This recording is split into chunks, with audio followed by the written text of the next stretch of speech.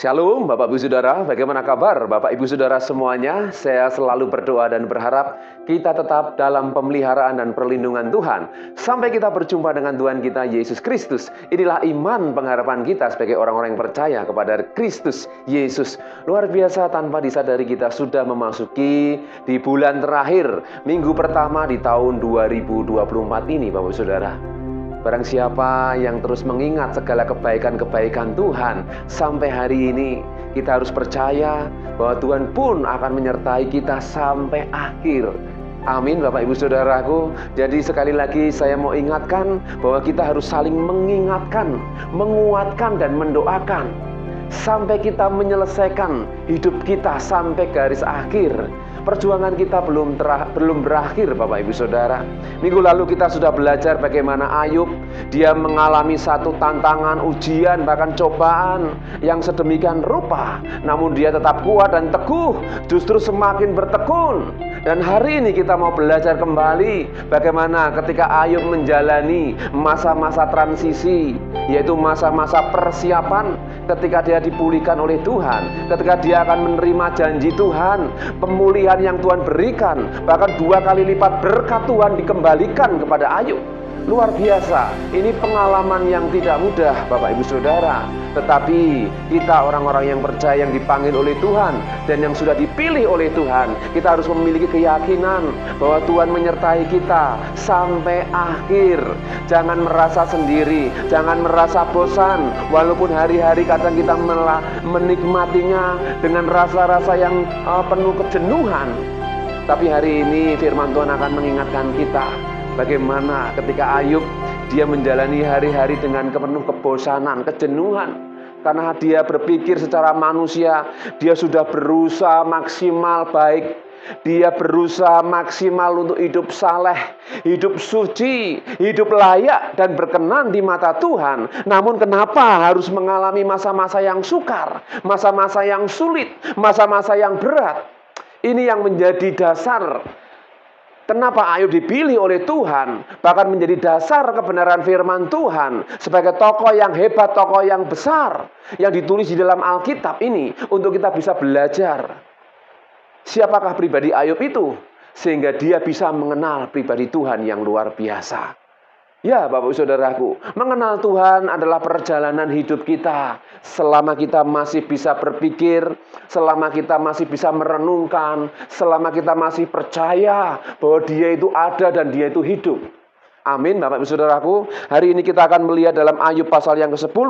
Kita akan melihat di sini judul konteksnya, apakah maksud Allah dengan penderitaan? Ya, saya akan beri pembukaan untuk ayat ini Bapak Ibu Saudaraku. Apakah maksud Allah dengan penderitaan? Manusia kalau sudah mengalami penderitaan, mereka akan mengalami masa-masa yang berat. Betul ya Bapak Saudara? Tidak ada manusia yang ingin menderita dalam hidup ini. Tidak ada manusia yang ingin bahkan seluruh kehidupannya mengalami penderitaan. Ya, kita akan melihat bagaimana sikap Ayub ketika dia menjalani pada masa-masa yang berat ini. Ayub 10 ayat yang pertama sampai yang ke-7. Saya akan membahas dari ayat 1 sampai dengan yang ke-7. Firman Tuhan berkata, "Aku telah bosan hidup. Aku hendak melampiaskan keluhanku. Aku hendak berbicara dalam kepahitan jiwaku. Aku akan berkata kepada Allah, jangan mempersalahkan aku. Beritahukanlah aku mengapa engkau berperkara dengan aku."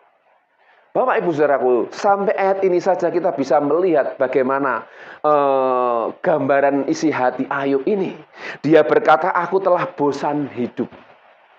Jika kita melihat hari-hari yang dia lakukan, ya setiap hari, bahkan kalau kita lihat kisahnya, dia selalu mempersembahkan korban. Ya, korban pengampunan atas keluarga, anak-anak. Dan dia hidupnya benar-benar terjaga, terpelihara di mata Tuhan dengan tidak bercacat. Sehingga iblis pun berkata, karena Tuhan memagari Ayub, melindungi Ayub, menjagai Ayub sedemikian rupa. Iblis pun sampai iri, Bapak Ibu Saudaraku. Iri dalam arti, kenapa Ayub mengalami perlakuan yang istimewa? di hadapan Tuhan sehingga Ayub itu dijaga, dipelihara sedemikian rupa. Karena memang Ayub mengenal pribadi Tuhan. Walaupun belum sampai ibaratnya puncaknya itu dia belum. Ya, kenapa saya katakan belum? Karena dia belum menyelesaikan hidupnya sampai garis akhir, Bapak Ibu Saudara. Dia sedang mengalami masa proses penderitaan. Di situ Ayub betul-betul diuji. Sehingga dia mengalami satu proses pengenalan dengan pribadi Tuhan. Luar biasa, Pak Saudaraku. Di sini dikatakan, aku telah bosan hidup. Siapa yang hari-hari ini sudah merasa bosan hidup? Karena merasa sudah pernah melakukan segala hal, menerima segala hal, ya, menikmati segala hal, sehingga saudara bisa berkata, aku sudah bosan hidup, mau apa lagi? Iya, Bapak Saudaraku, seringkali kita mendengar manusia berkata, aku bosan urip, tapi kok masih hidup. Sehingga ada orang berkata, mati enggan, hidup tak mau. Ini sudah tidak ada harapan. Tapi kita orang-orang percaya dipanggil oleh Tuhan untuk memiliki pengharapan. Amin. Pengharapan akan apa? Janji Tuhan, hidup yang kekal, hidup bersama dengan Tuhan. Ini yang menjadikan dasar kita tetap kuat menghadapi kenyataan dalam hidup kita sehari-hari, Bapak Ibu Saudara. Jika kita sudah melewati tahun-tahun yang sudah kita lewati dengan berbagai macam persoalan dan problematika, dan Tuhan tetap menyertai sampai hari ini, berarti kita harus lebih lagi, Bapak Ibu Saudaraku. Pengajaran Tuhan melalui padang gurun terhadap orang-orang Israel harus kita pegang. Ketika mereka memasuki padang gurun, mereka harusnya semakin yakin bahwa Tuhan sanggup memberikan mereka kemenangan. Karena kita dipanggil Tuhan untuk menjadi umat yang menang. Bukan lokro dan bosan hidup. Bukan menjadi orang-orang yang gagal di tengah jalan. Bukan menjadi orang-orang yang lemah. Tapi kita harus menjadi orang-orang yang kuat, Bapak Saudara. Tubuh boleh capek, tubuh boleh lelah, tapi ada waktu untuk istirahat. Tetapi kita harus kembali lagi bangkit untuk menyelesaikan pertandingan iman kita. Hidup tetap harus berlanjut selama nafas masih ada dalam hidup kita, dalam tubuh kita. Amin. Ya, kata-kata Ayub ini, keluhan Ayub ini dikatakan, aku hendak melampiaskan keluhanku. Dia ingin melampiaskan secara manusia. Ya, dia ingin mengungkapkan betapa menderita, susah dan beratnya ketika dia harus mengalami ujian yang Tuhan izinkan menimpa dirinya. Bapak Ibu Saudaraku, sebagai orang percaya, kita tahu kita mungkin tidak seberat Ayub. Bahkan hidup kita mungkin tidak sesaleh Ayub. Kita mungkin bukan apa-apa dibandingkan dengan Ayub. Tapi setidaknya kita bisa belajar melalui sikap hidup Ayub ini. Bagaimana dia menghadapi kenyataan. Dia betul-betul menjaga hidupnya. Dan tidak mengatakan hujatan kepada Tuhan. Tidak menyalahkan Tuhan. Tidak mengambing hitamkan Tuhan. Tapi dia tetap menjaga hati dan mulutnya. Tetap benar di mata Tuhan. Ini yang perlu kita pelajari, yang perlu kita teladani, bahkan yang perlu kita jalani, Bapak Ibu Saudara, supaya kita tidak salah di dalam hati dan mulut kita.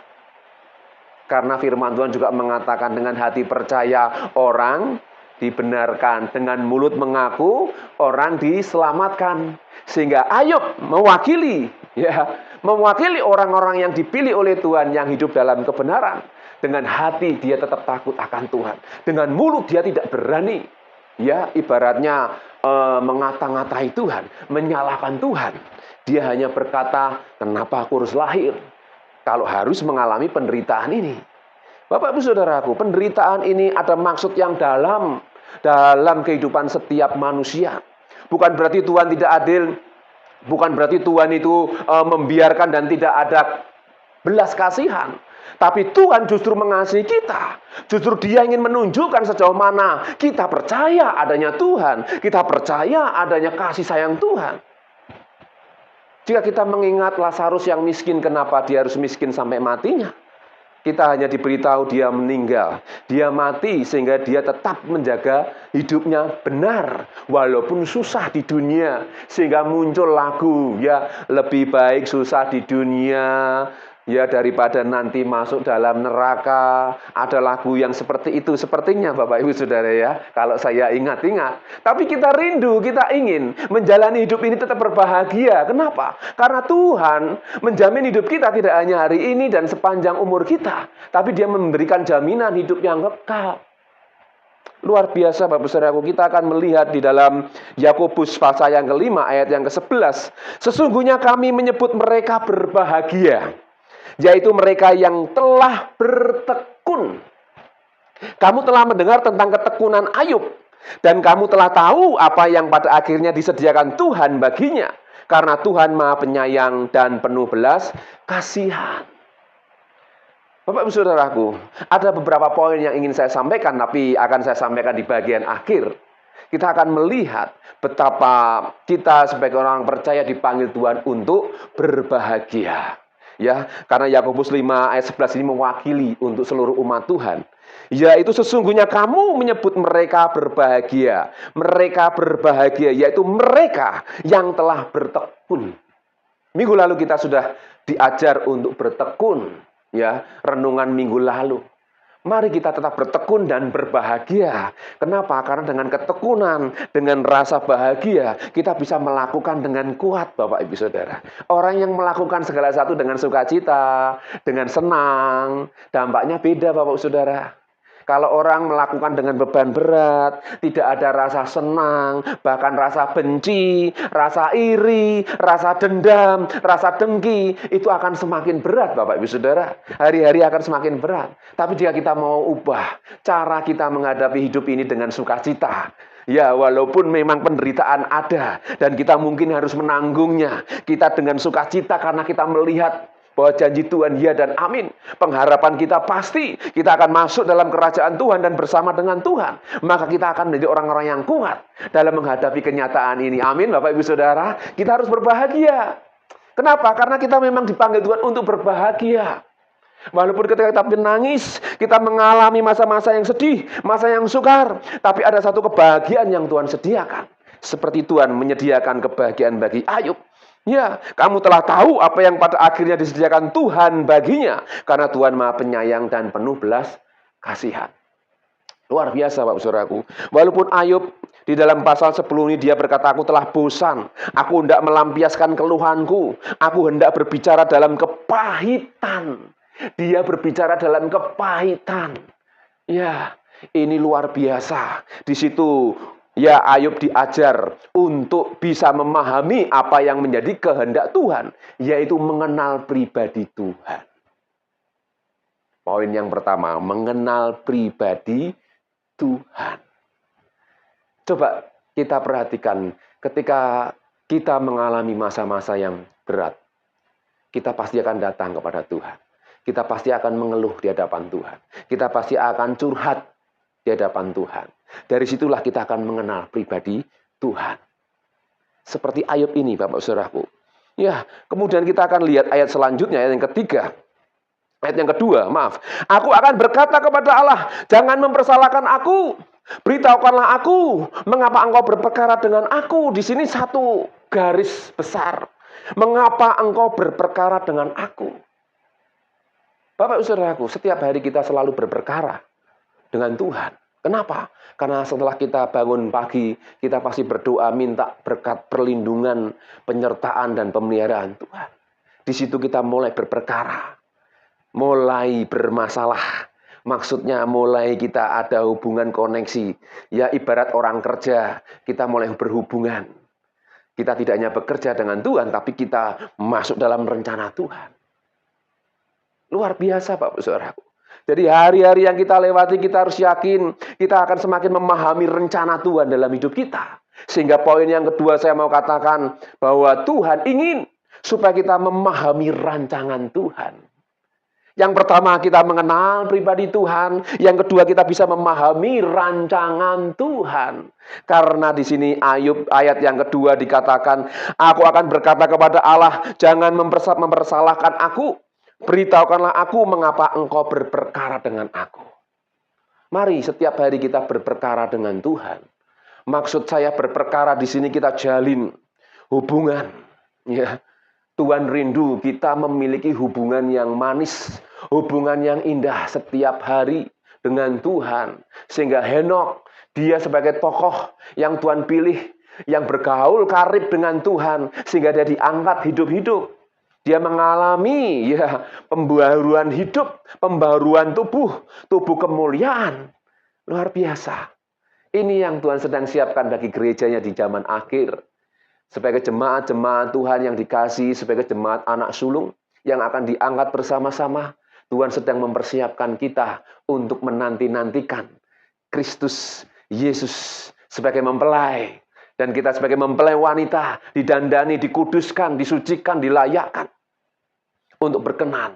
Sehingga ketika dia datang kembali, kita boleh siap. Dan kita akan memerintah bersama-sama dengan dia. Amin, Bapak Saudaraku. Mari kita akan lihat ayat yang ketiga. Apakah untungnya bagimu mengadakan penindasan, membuang hasil jerih payah tanganmu, sedangkan engkau mendukung rancangan orang fasik? Ayat 3 ini juga menggambarkan, ketika kita melihat dunia ini, ya mereka yang hidup jauh daripada Tuhan, mereka yang hidup tidak benar, kenapa nampaknya sehat-sehat, kuat-kuat, bahkan diberkati. Ini juga memberikan gambaran kepada kita. Kita tidak boleh iri hati dengan orang-orang fasik, orang-orang yang hidup di luar kebenaran. Karena Tuhan sudah tentukan kita untuk berbeda. Yang menerima panggilan khusus, yang menerima pemilihan dari Tuhan sendiri untuk kita dikhususkan oleh Tuhan. Jadi Ayub ini memberikan makna pengertian kepada kita. Apakah untungnya bagimu Tuhan mengadakan penindasan, membuang hasil jerih payah tanganmu? Ini gambaran daripada ketika Tuhan membentuk seseorang sedemikian rupa dan orang itu setia tetap taat. Ibaratnya gambarannya si Ayub ini. Ya, kenapa engkau mengadakan penindasan terhadap Ayub? Mengapa engkau membuang hasil jerih payah tanganmu? Ayub ini ibaratnya itu manusia yang berkenan di hati Tuhan. Dan Tuhan tahu siapa Ayub. Ya, sehingga dia berkata, mengapa engkau mengadakan penindasan, membuang hasil jerih payah tanganmu, sedangkan engkau mendukung perancangan orang fasik. Ya, ini gambaran kehidupan kita. Kita tidak perlu iri, tidak perlu menyalahkan, apalagi menyalahkan Tuhan. Kenapa dia hidup tidak benar, hidupnya di luar kebenaran, nampaknya malah sehat, kuat, diberkati. Ukuran kita tidak berkat saja, Bapak Ibu Saudara. Ukuran kita tidak hanya sehat saja, tapi ukuran kita sejauh mana kita mengenal dan memahami rancangan Tuhan dalam hidup setiap pribadi kita. Kita memiliki panggilan yang istimewa. Setiap orang itu khas, tidak sama. Mungkin kita memang sama di mata Tuhan, tetapi setiap kita memiliki karakter masing-masing. Pemilihan Tuhan, ya, seperti Daud berbeda dengan raja-raja yang lain. Salomo berbeda dengan ayahnya dan raja-raja yang lain. Demikian juga nabi-nabi, demikian juga hamba-hamba Tuhan, pelayan-pelayan Tuhan, mereka semuanya, ya, secara garis besar mereka adalah hamba-hamba Tuhan, memang dipilih, dipakai oleh Tuhan. Namun secara karakter pribadi mereka punya hubungan pribadi dengan Tuhan. Demikian juga hidup kita, Bapak Ibu Saudara. Sehingga kita tidak perlu iri melihat orang-orang yang nampaknya bahagia, berhasil, di luar Tuhan mereka kok bisa sukses. Kita tidak perlu, Bapak Ibu Saudara. Yang kita perlukan adalah ketika kita memahami, mengenal pribadi Tuhan secara pribadi. Dan juga mengenal rancangan Tuhan atas hidup kita. Karena rancangan Tuhan itu indah dan besar. Setiap kita berbeda. Kita jelas-jelas dipanggil Tuhan berbeda. Melakukan segala sesuatunya berbeda. Sehingga Tuhan ingin untuk kita, setiap kita bisa menampilkan pribadi dengan gambaran Tuhan yang berbeda. Amin, Bapak Saudaraku. Ya, ayat yang keempat. Apakah engkau mempunyai mata badani? Samakah penglihatanmu dengan penglihatan manusia? Apakah hari-harimu seperti hari-hari manusia? Tahun-tahunmu seperti hari-hari orang laki-laki? Sehingga engkau mencari-cari kesalahanku dan mengusut dosaku? Ibaratnya sampai Tuhan itu si Ayub ini berkata, engkau betul-betul mendetail terhadap hidupku. Engkau betul-betul teliti sejauh mana kekuatanku. Engkau betul-betul mengenal aku, ya Tuhan. Sampai aku mengalami masa-masa yang seperti ini. Engkau masih memberikan aku kesempatan. Sehingga di sini Ayub bisa belajar mengenal pribadi Tuhan, memahami rancangan Tuhan, Bapak Saudaraku. Sehingga dia berkata, apakah engkau punya mata badani? Sampai dia berpikir, mungkin kita pernah juga berpikir, apakah seandainya Tuhan itu manusia, dia bisa melihat sampai kedalaman yang lebih daripada manusia. Samakah penglihatanmu dengan penglihatan manusia? Apakah harimu sama seperti manusia, tahun-tahunmu seperti hari-hari orang laki-laki? Ini satu ungkapan. Ibaratnya Ayub membandingkan jika pribadi Tuhan itu sama seperti manusia. Tapi kenyataannya Tuhan lebih daripada manusia.